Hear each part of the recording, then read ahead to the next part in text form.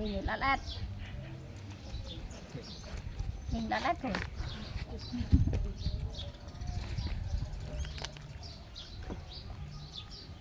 Trong đây mùi mèo đi lộ bạt đấy. Bê. Ya. Một mèo gọt tóc mặt.